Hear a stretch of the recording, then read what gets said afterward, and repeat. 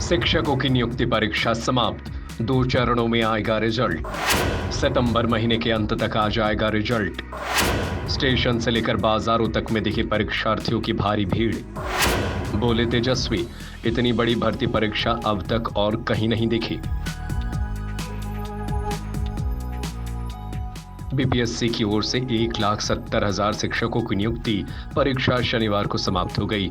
शिक्षक नियुक्ति परीक्षा का रिजल्ट 2 चरणों में आने की संभावना है।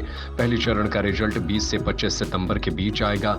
परीक्षा में उपस्थिति को देखते हुए उच्च माध्यमिक के लिए 1 सीट के लिए 0.64 आवेदन, माध्यमिक के लिए परीक्षा के बाद 1 सीट के लिए 1.8 दावेदार और प्राथमिकी के लिए 1 सीट के लिए 6.55 अभ्यर्थी दावेदारी हैं।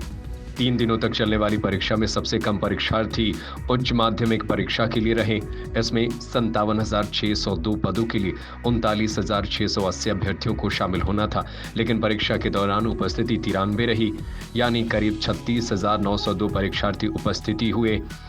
इस अनुसार 1 सीट के लिए 0.64 दावेदार हैं, यानी हर एक अभ्यर्थी के लिए करीब 2 सीटें रिक्त हैं। माध्यमिक स्कूलों के लिए शिक्षकों के लिए परीक्षा के बाद 1 सीट के लिए 1.80 दावेदार हैं। परीक्षा के लिए 34,916 रिक्त सीटों के लिए 65,500 अभ्यर्थियों ने आवेदन दिया था, लेकिन उपस्थिति करीब 62,928 की रही। सबसे अधिक दावेदार प्राथमिकी के लिए हैं। वैसे परीक्षा के बाद दावेदार कम हुए हैं। परीक्षा से पहले 1 सीट के लिए 9.36 अभ्यर्थी दावेदार थे, लेकिन परीक्षा में 79,943 सीट के लिए 7,48,900 में से करीब 5,24,230 अभ्यर्थी परीक्षा में उपस्थित हुए। इस कारण 1 सीट के लिए 6.55 अभ्यर्थी दावेदारी कर रहे हैं।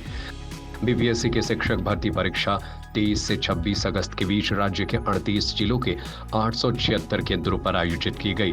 इस परीक्षा में 8 लाख अभ्यर्थी शामिल हुए। बीपीएससी के सचिव रवि भूषण ने कहा कि बीपीएससी शिक्षक भर्ती परीक्षा 2023 के अंतिम दिन शनिवार को राज्य के 4 जिलों में 2 पालियों में 110 केंद्रों पर कुल 84,500 अभ्यर्थी शामिल हुए। उपस्थिति करीब 75 रही। तीसरे दिन कुल 7 नकलची की पहचान की गई।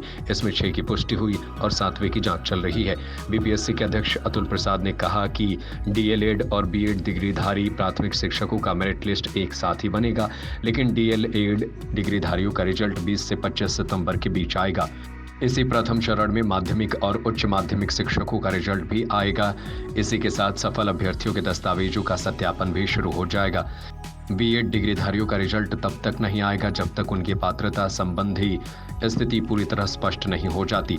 अतुल ने यह भी कहा कि यदि 20 से 25 सितंबर तक स्थिति स्पष्ट हो जाती है तो दोनों को रिजल्ट एक साथ भी प्रकाशित किया जा सकता है।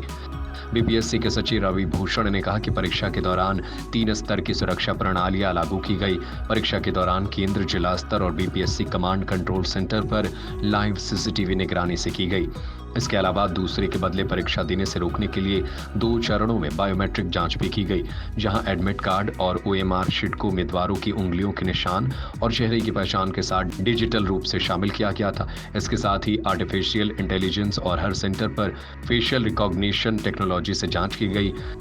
सचिव रवि भूषण ने कहा कि 3 दिनों की परीक्षा में कुल 43 नकलचियों की पहचान की गई और उनमें से 16 उम्मीदवारों के खिलाफ कार्रवाई की गई, जिनका बायोमेट्रिक डेटा पूरी तरह से बेमेल पाया गया है।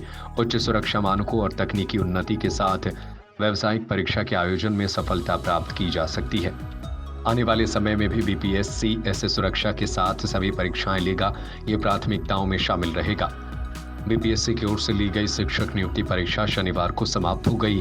परीक्षा में शामिल होने आए परीक्षार्थियों की भीड़ के चलते पटना जंक्शन, पाटलिपुत्र व दानापुर रेलवे स्टेशन पर व्यवस्था गड़बड़ा गई। ट्रेनों में पैर रखने की जगह नहीं थी। खासकर दोपहर 12 बजे परीक्षा छूटने के बाद पटना जंक्शन पर अभ्यर्थियों की भीड़ उमड़ पड़ी। जनरल और स्लीपर कोच में पैर रखने की जगह नहीं मिली तो अभ्यर्थी एसी कोच में घुस गए। ट्रेन में चढ़ने के लिए मारामारी हुई। सबसे ज्यादा दिक्कत युवतियों को हुई। पटना जंक्शन के प्लेटफॉर्म नंबर 4 पर आई ब्रह्मपुत्रा मेल, राज्य रानी पटना गया और पटना दीनदयाल उपाध्याय मेमू सवारी गाड़ियों में काफी भीड़ देखी गई। आलम यह था कि जिन यात्रियों को स्टेशन पर उतरना था उन्हें उतरने के लिए जूझना पड़ा। बड़ी मुश्किल से वे स्टेशन पर उतर पाए। ट्रेन रुकते ही कोच में चढ़ने के लिए गेट पर अभ्यर्थियों की भीड़ लग गई थी। जब जनरल और स्लीपर कोच में जगह नहीं मिली तो एसी कोच में अभ्यर्थियों की भीड़ चढ़ गई। एसी कोच में भी चढ़ने के लिए जमकर मारामारी की नौबत आ गई। भीड़ के आगे जीआरपी और आरपीएफ भी बेबस नजर आई। भीड़ का नजारा रात 8 बजे तक देखने को मिला। दूसरी ओर उप मुख्यमंत्री तेजस्वी यादव ने शनिवार को कहा कि केंद्र की सरकार विकास नहीं कर रही है। उन्होंने कहा कि भाजपा भूल जाती है कि केंद्र की सरकार 2 करोड़ रोजगार देने वाली थी, उसका क्या हुआ। यहाँ हम लोग 5 लाख लोगों को सरकारी नौकरी दे रही हैं। ये संख्या लगभग 3-4 विभाग से ही तैयार हो गई है। 1,70,000 लोगों की बहाली एक साथ देश भर में किसी भी राज्य से नहीं निकाली गई है। हम लोग दे रहे हैं। 10 लाख नौकरी का जो वादा किया है उसको भी पूरा करेंगे।